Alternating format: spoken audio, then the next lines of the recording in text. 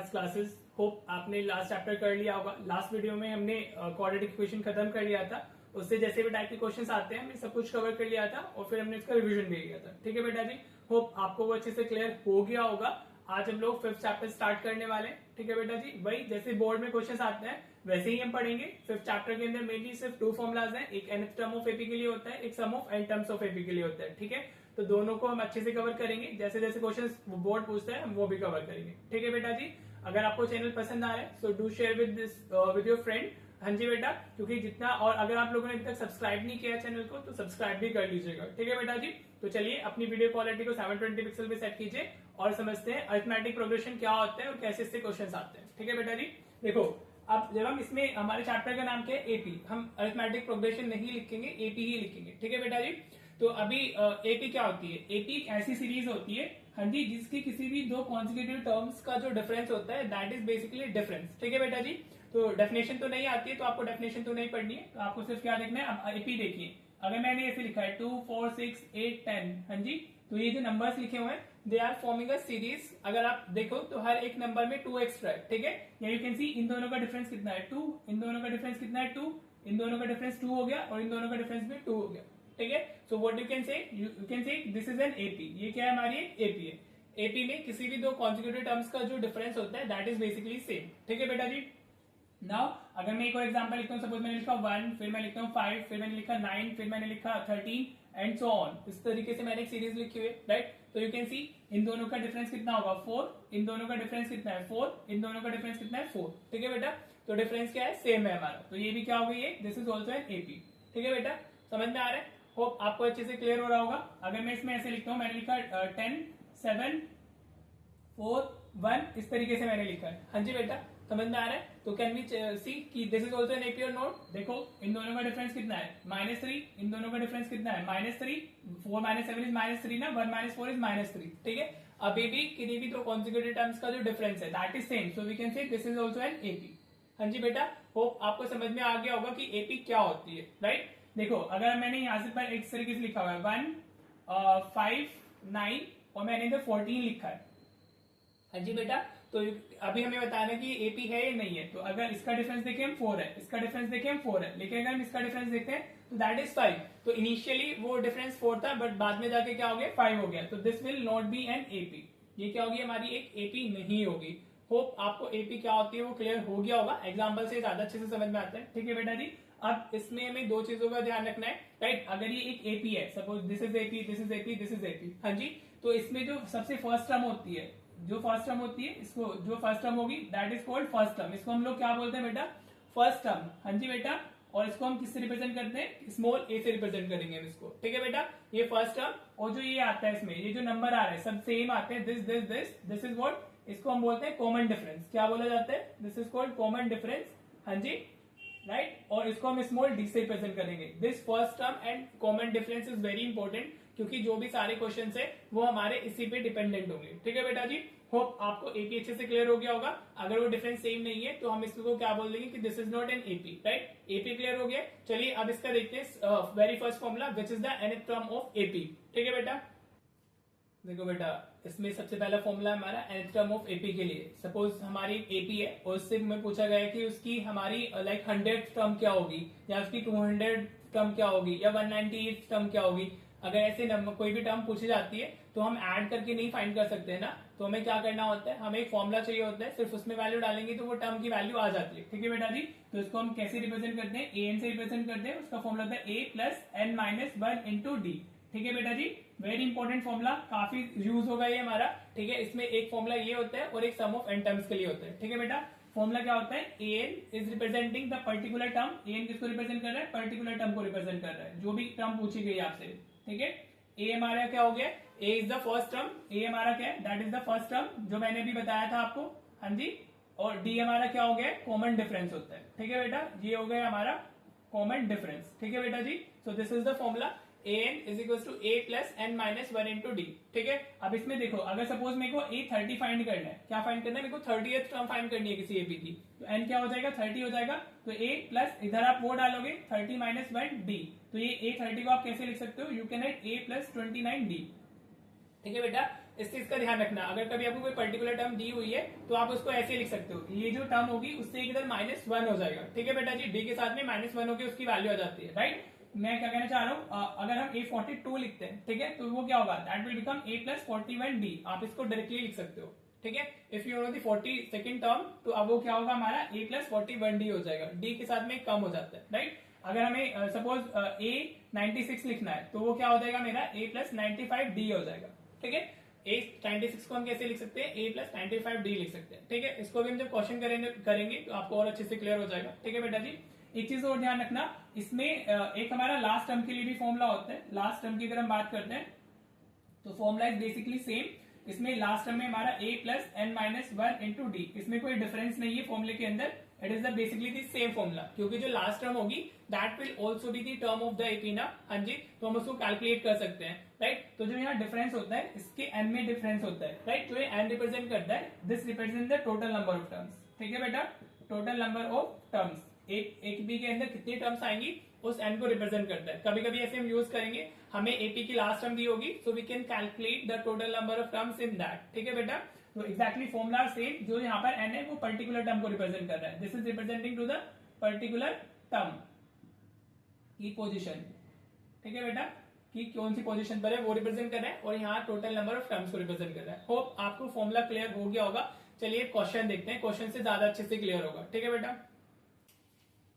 देखो बेटा, ये क्वेश्चन लिया मैंने, एनसीईआरटी का क्वेश्चन है, आज हम फॉर्मुला बेस्ड क्वेश्चन कर रहे हैं कि फॉर्मुला ताकि आपको अच्छे से क्लियर हो सके, ठीक है बेटा जी। तो आपको क्वेश्चन दिया हुआ है, which term of the AP हमें गिवन है इज 78, मतलब आपको उस पोजीशन को बताना है कि जिस पोजीशन में वो 78 प्रेजेंट होगा, ठीक है बेटा जी, मींस n की वैल्यू में बतानी है, ठीक है। तो इसका अगर हम आंसर करते हैं तो बहुत इजी क्वेश्चन है, राइट। हमें एपी दी हुई है, एपी क्या है हमारी, आप ऐसे आंसर में लिखेंगे 3, 8, 13 and 18, this is what AP, you can C AP की है वो, और ऑलरेडी स्पेसिफाइड भी है, तो इसमें स्मॉल ए क्या हो जाएगा हमारा, small A is the first term, हाँ जी, ए की वैल्यू क्या हो गई हमारी, हमेशा फर्स्ट टर्म होगी, वो तो 3 हो गई, हाँ जी। डी को देखो, जब आप डी फाइंड करोगे तो एक चीज ध्यान रखना, डी के लिए हम हमेशा सक्सीडिंग टर्म से प्रीसीडिंग टर्म को माइनस करते हैं, दिस माइनस दिस होगा, दिस माइनस दिस होगा, a2 - a1, a3 - a2, इस तरीके से करते हैं। 3 - 8 मत कीजिएगा, वो गलत हो जाएगा, आपको डी के लिए क्या करना है, 8 - 3 ही करना है, ठीक है बेटा, इस चीज का ध्यान रखना। तो डी कितना आ गया हमारा, 8 - 3, डी हो गया हमारा 5, ठीक है बेटा। अब हमें क्या पता है, which term of this AP is 78, means हमें ए एन की वैल्यू पता है, यहाँ पर हमें क्या पता है, ए एन हमें दिया हुआ है कितना 78, और एन हमें बताना है, ठीक है बेटा जी, this is about the question, right. अगर आप क्वेश्चन से ये लिख लेते हो कि आपको क्या पता है और आपने क्या बताना है, राइट, तो फिर वो फिर फॉर्मुला डाल के इजिली हो जाता है, ठीक है बेटा। चलिए पुट कर लेते हैं, अब आप लिखोगे वी नो दैट, इस तरीके से करने का तरीका भी होता है।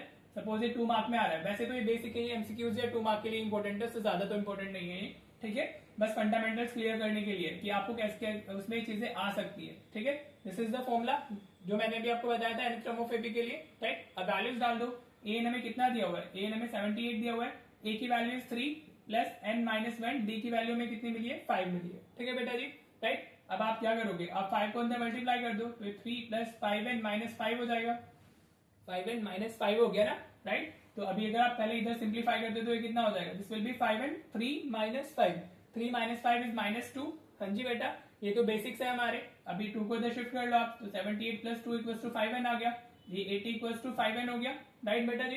अब 5 इधर डिवीजन में आएगा, तो हमारी n की वैल्यू कितनी आ गई, हमारी n की वैल्यू आ जाती है 16, ठीक है बेटा, राइट। तो आपकी जो 16th टर्म होगी दैट विल बी 78, तो आप क्या लिखोगे, 16th term of given AP, अगर देखो ये उसमें आ रहा है हमारा, अगर ये 2 मार्कर में एपी इज 78, तो आप इस तरीके से फाइनल आंसर अपना बॉक्स में देकर के आओगे, ठीक है बेटा। If it is a 2 marker question, अगर एमसीक्यू में तो आपको सीधे फिर देखो इतना सब लिखने की जरूरत नहीं होती है, जस्ट वैल्यू पुट करो फॉर्मूले के अंदर और अपना ऑप्शन निकाल लो, ठीक है बेटा जी। होप आपको अच्छे से क्लियर हो गया होगा। चलिए अब नेक्स्ट क्वेश्चन देखते हैं। देखो बेटा, ये भी एनसीईआरटी के क्वेश्चन है, दीज क्वेश्चंस आर इंपॉर्टेंट, आपको कॉन्सेप्चुअल क्लैरिटी के लिए क्वेश्चंस आपको करना बहुत जरूरी है, फिर आगे यही जो इनके एडवांस क्वेश्चंस आते हैं उसमें ये सब उसमें इन्वॉल्व होते हैं, ठीक है बेटा। तो इसलिए हमें क्वेश्चन करने जरूरी है, और ये एमसीक्यूज में या हमारे 2 मार्कर में डायरेक्टली भी पूछे जा सकते हैं, ठीक है बेटा जी, राइट। अब क्या क्वेश्चन है हमारा, check whether -150 is the term of this AP और नोट, हमें एक एपी दी हुई है, दिस इज द एपी 11852, और हमें बताना है ए जो उसकी -150 है वो उसकी एक टर्म होगी या नहीं। देखो अगर एक टर्म होगी तो उसका n जो होता है that should be a natural number, वो फ्रैक्शन वगैरह में नहीं आना चाहिए। मीन्स जो उसकी पोजीशन होगी, हम पोजीशन कैसे बताएंगे 23rd 24th 32nd इस तरीके से बताते हैं ना। 31st एंड हाफ तो कोई पोजीशन नहीं होती है ना टर्म की, तो जो n है that should be a natural number, right. तो चलिए देखते हैं हम अब इसमें एपी की हमें ये दी हुई है, तो यहाँ से ए कितना हो जाएगा हमारा 11 हो जाएगा। A is what first term, d क्या होगा d will be this minus this, मैंने बताया था सक्सीडिंग माइनस प्रीसीडिंग करते हैं हम लोग, तो 8 - 11 D is what -3, common difference हमारा -3 आ गया। और हमें ए एन क्या दिया हुआ है -150, ए एन इज व्हाट हमारा ए एन हमें दिया हुआ है -150, ठीक है। अब हम भाई एन की वैल्यू फाइंड करके इसमें देखेंगे, अगर एन की वैल्यू नेचुरल नंबर आती है एक टर्म तो एक टर्म हो जाएगी, अदरवाइज ये हमारी एक टर्म फिर नहीं होगी, ठीक है जी। तो या जस्ट वही वी नो दैट, इस तरीके से आप करके देख सकते हो। वी नो दैट हमारा क्या a n is equal to a plus, वही सेम ही फॉर्मूला यूज हो रहा है, nth टर्म में ही हम कर रहे हैं तो वही यूज होने वाला है अच्छी क्लास में, तो ठीक है बेटा जी। तो ए एन हमारा -150 दिया हुआ है, ए की value is what 11 plus n -1, D की वैल्यू इज व्हाट -3 हो गई हमारी, ठीक है बेटा जी। होप आपको अभी तो कुछ नहीं किया, सिर्फ वैल्यूज डालनी है फॉर्मूले में। तो ये -50 इक्वल्स टू 11 -3 को अंदर मल्टीप्लाई करेंगे तो -3n हो गया, -3 + 3 -1 तो +3 हो जाएगा, राइट बेटा जी। तो ये कितना हुआ -150, 11 + 3 14 आ गया, ये -3n हो गया, ठीक है बेटा। होप आपको अच्छे से क्लियर हो रहा होगा। अभी इधर शिफ्ट होगा तो -14 इक्वल्स टू -3n हो जाएगा। ये तो कैलकुलेशन बेसिक हो गई ना, तो ये कितना आएगा -164 हो जाएगा और ये -3n हो गया। माइनस से माइनस कैंसिल हुआ हमारा, 164 अपॉन n इक्वल्स सॉरी हमें 3 को इधर शिफ्ट करना है, we need the value of n ना, राइट। तो ये कितना हुआ हमारा, देखो इज इट डिविजिबल बाय 3, 6 4 10 और 1 11, सम ऑफ डिजिट्स क्या है हमारा 11 है, तो ये 3 से डिविजिबल नहीं होगा, ठीक है। तो आपका आंसर क्या होगा no, no -150 is not the term of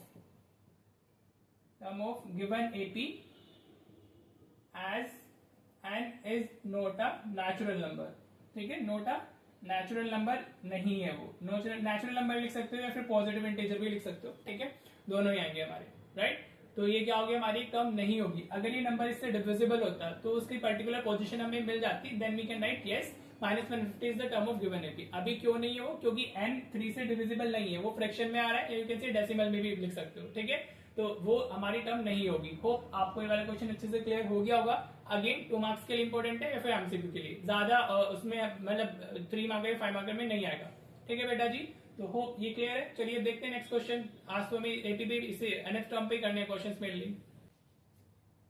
देखो बेटा ये क्वेश्चन है हमारा, हमें find the number of terms in this AP बताना है, राइट। एमसीक्यू के लिए काफी इंपॉर्टेंट है, एमसीक्यू में इजीली आ सकता है और आगे भी यूज होगा ये, ठीक है। जब हम मिडिल टर्म वगैरह पढ़ेंगे तब भी यूज होता है, राइट। तो if you look at this, तो हमें क्या दिया हुआ है, एक एपी दी हुई है 7 13 19 और हमारा क्या हो गया साथ में देखो एंड डैश डैश डैश करके, और हमें ना लास्ट टर्म दी हुई है 205 इज व्हाट लास्ट टर्म। अभी जब मैं आपको बता रहा था फॉर्मूला nth टर्म के साथ साथ में मैंने लास्ट टर्म का भी फॉर्मूला यूज किया था, राइट। तो वो फॉर्मूला सेम ही होते हैं, डिफरेंस मैंने क्या बताया था कि जो लास्ट टर्म में हमारा n होता है that is basically the total number of terms. तो हमें वही बताना है, हमें अगर लास्ट टर्म पता है तो यहाँ से जो n निकल के आएगा that is total number of terms, ठीक है। तो इंस्टेड ऑफ an आप यहाँ पे क्या लिखोगे, सिर्फ आप यहाँ पर l यूज कर लोगे, लास्ट टर्म के लिए फॉर्मूला यूज कर लोगे, ठीक है बेटा जी।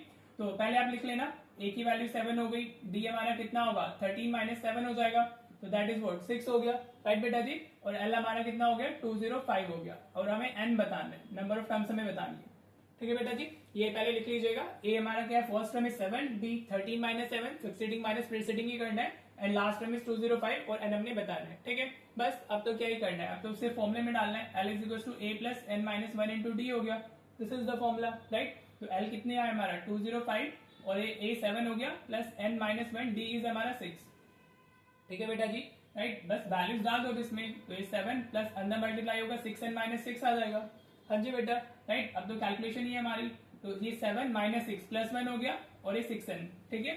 7 - 6 1 हुआ ना, प्लस 1 और प्लस 6n, अभी 1 इधर शिफ्ट होगा तो 205 - 1 इक्वल टू 6n आ गया, ठीक है बेटा जी। तो ये 204 equal to what 6n, right. अब 6 इधर शिफ्ट कर लीजिए, डिवीजन में चला जाएगा, राइट। तो n की वैल्यू कितनी आ जाएगी हमारी 6 3 is 18, 6 4 is 24, ठीक है बेटा जी।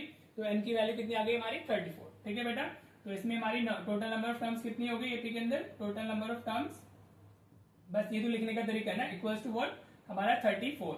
इसमें जो टोटल नंबर ऑफ टर्म्स होंगी हमारी वो कितनी होगी 34 होंगी। ठीक है बेटा जी, ये अगेन 2 मार्क के लिए भी इंपॉर्टेंट है end of course for the MCQ से इंपॉर्टेंट है ही। जितने क्वेश्चंस मैं करा रहा हूँ वो एमसीक्यू के लिए ज्यादा इंपॉर्टेंट है और बेसिक को स्ट्रॉन्ग बनाने के लिए तो ये चाहिए होंगे। ठीक है बेटा जी, चलो अभी एक क्वेश्चन और देखते हैं, फिर हम इस वीडियो को एंड करेंगे, अदरवाइज फिर लेंथ बहुत लंबी हो जाती है वीडियो की। ठीक है बेटा, देखो बेटा ये भी एनसीईआरटी का क्वेश्चन ही लिया है मैंने, ये भी काफी इंपॉर्टेंट है, सीबीएसई में 2-3 बार इस टाइप के क्वेश्चन पूछे हुए हैं। राइट, तो देखिए क्या बताना है हमने, which term of this AP, हमें एक एपी पता है, will be 132 more than it's 54th term. ठीक है, मींस इस एपी के अंदर जो टर्म्स है उसकी जो 54 टर्म है उससे कौन सी टर्म 132 ज्यादा होगी। ठीक है बेटा, this is the question. Right, तो चलो कैसे इसको हम लिखने वाले हैं, ये 2 मार्क के लिए काफी इंपॉर्टेंट है, बेसिक वाले बच्चों के लिए भी इंपॉर्टेंट है, स्टैंडर्ड वालों के लिए, दोनों के लिए इंपॉर्टेंट है। ठीक है जी, तो हमारी एपी क्या है, सबसे पहले जो गिवन होता है वो हम लिख लेते हैं। राइट, अगर आप इसको वैसे लिख सकते हो तो फिर ये काफी इजी हो जाता है। राइट बेटा जी, तो अभी सबसे पहले यहाँ पे ए हमारा क्या हो जाएगा 3 हो जाएगा, डी हमारा कितना होगा 15 माइनस 3, A2 माइनस A1 होता है ना, हमेशा सक्सीडिंग माइनस प्रीसीडिंग करना है, तो 15 minus 3 is what, 15 minus 3 is 12 आ गया। राइट, अब हमें क्या दिया हुआ है, हमें दिया हुआ है which term of this AP, मतलब एन जो दिया हुआ है हमें दैट इज A54 प्लस 132। इस बच्चे को ये क्लियर हो गया, फिर वो उसको ये वाला क्वेश्चन इजीली समझ में आ जाएगा। हमें बताना था which term of the AP, हाँ जी दिस इज द टर्म जो एपी की हमारी है जो हमने फाइंड करनी है, is 132 more than 54th term. 50 वो जो टर्म है हमारी that is 132 more from the 54th term. A54 में अगर हम 132 ऐड करेंगे तो हमें वो टर्म मिलेगी, समझ आया?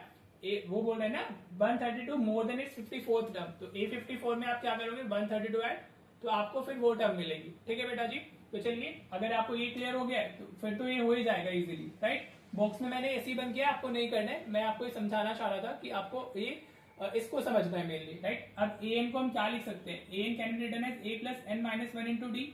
हाँ जी, this is the formula for n. Right, this is ये जो फॉर्मूला पढ़ा है हमने। राइट, A54 को हम कैसे लिख सकते हैं, a प्लस 53d लिख सकते हैं। A54, जिस बच्चे को ये क्लियर नहीं है a प्लस 53d, वो देखो A54 को हम कैसे लिखेंगे, a प्लस ये 54 माइनस 1d होगा। हाँ जी, यही फॉर्मूला होता है ना nth टर्म का।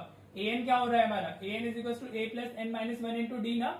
हाँ जी, तो n की जगह पर 54 डाला है सिर्फ, तो ये कितना आ गया, A54 को आप कैसे लिख सकते हो, a प्लस 53d लिख सकते हो।